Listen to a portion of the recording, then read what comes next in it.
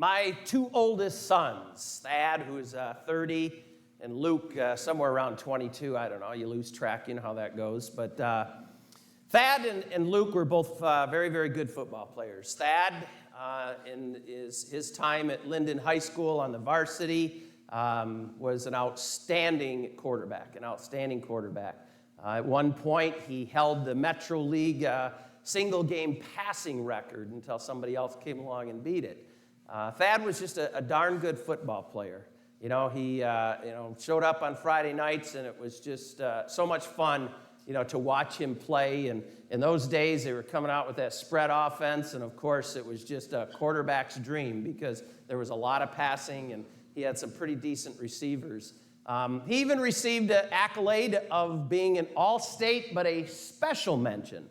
So it means he wasn't first team, but basically what it meant is we still call him an all-state, but he didn't get his picture up on the wall at the school, because he was only special mention. But Thad was a darn good football player.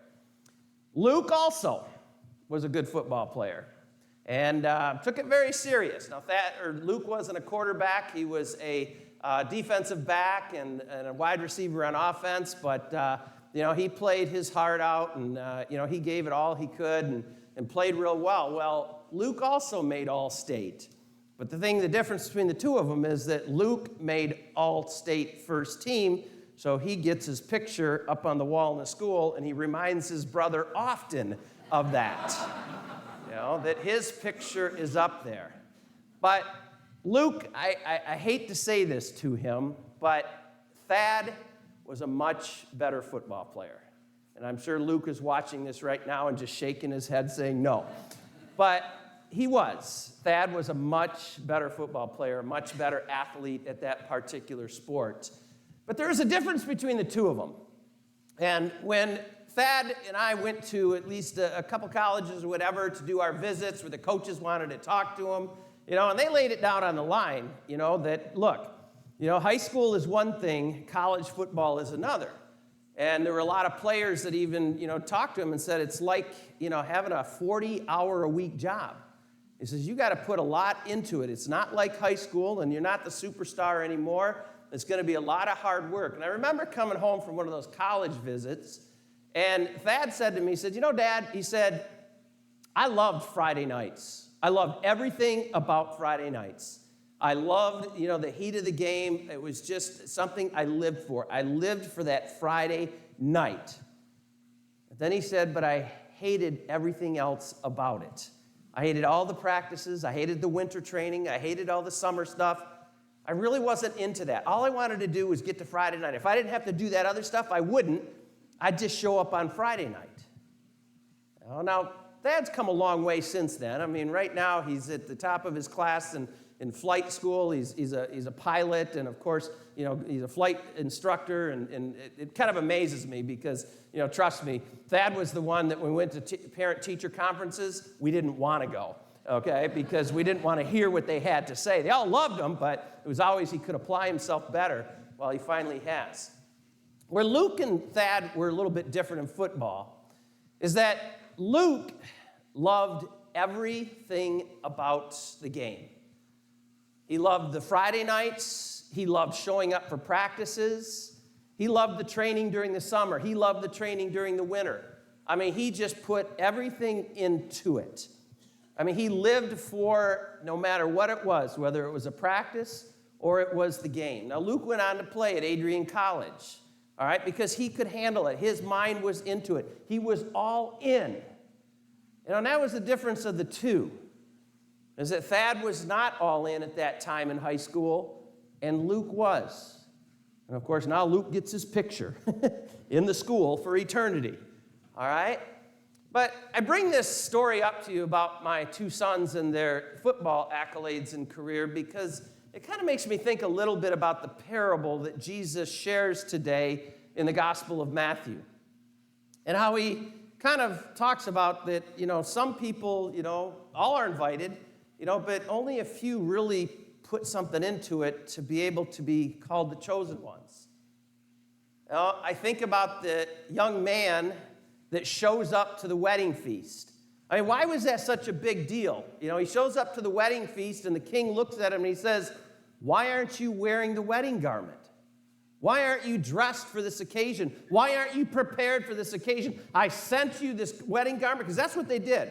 In those days, you didn't have to go out and buy your own suit. The king would send these out to you, and they'd say, "Hey, wear this to the wedding feast." And here he shows up not prepared. And what does he do? He says, "Bye.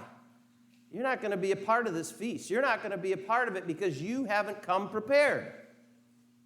And it makes me think about that sense of being all in and being committed. And I think that's a challenge that Jesus is telling to all of us today. You know, many are invited, but only a few are chosen. The ones that are willing to say, "I'm all in. I'm doing this. I'm going to give it my all. I'm going to give it 110%, whatever that means. But I want to make it a part of my life and everything that I do and everything that I am." Now there's, the football thing with my boys is one illustration. Here's another one, another crazy illustration. You know, Deacon Ron always likes his crazy illustrations. All right, there was a chicken and a pig, and they were talking on a farm. It happens in Goodridge, it does, okay? But there was a chicken and a pig, and they were on a farm, and the chicken was talking to the pig and saying, "Oh my gosh, look at what the farmer's going to do this Sunday. The farmer's going to have this wonderful breakfast, and he's going to invite all these people to it. He's got all these wonderful egg dishes. He's got ham, he's got bacon, he's got sausage, all this wonderful food, and he's inviting everybody. Aren't you so excited about this meal? Aren't you so excited about this feast?" And of course, the pig looks at the chicken and said, "You would be excited. All you have to do is make a contribution." He says, "I'm all in." And that's sort of the thought here today. Are you making a contribution? Are we just making a contribution and just showing up?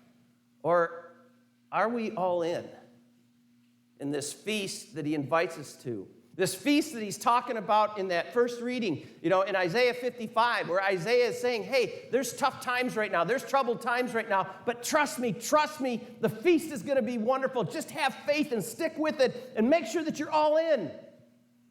He says, then it's going to be a beautiful feast with undescribable food and drink. It's going to be a great thing. Just stick with it.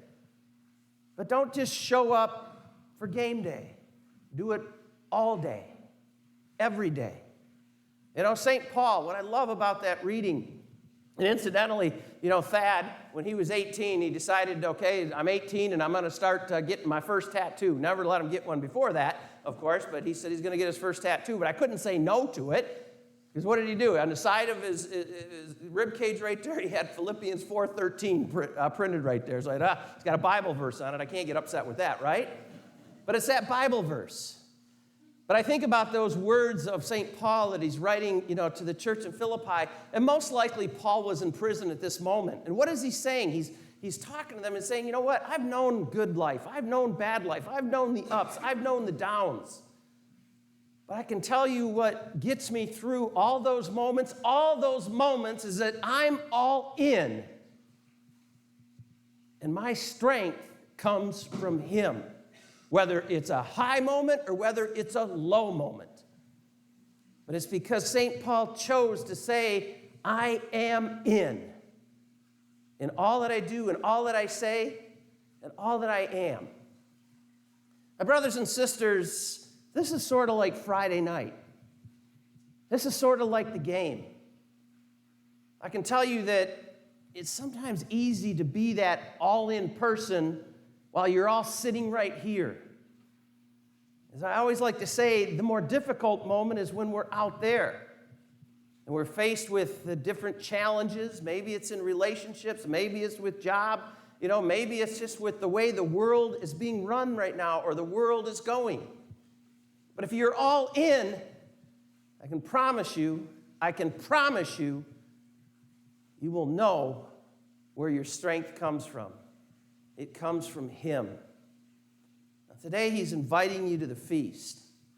He's inviting you to the feast. He's inviting you to the life, the everyday living, 24 hours a day, 7 days a week. And he's saying, are you just going to make a contribution? Or are you all in? Are you committed? It's good to love Friday night because it's fun to participate. It's fun to be here. But I tell you what, this is where we get fed to go out there to say, we're all in.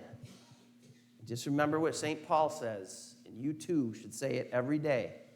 I can do all things through him that strengthens me.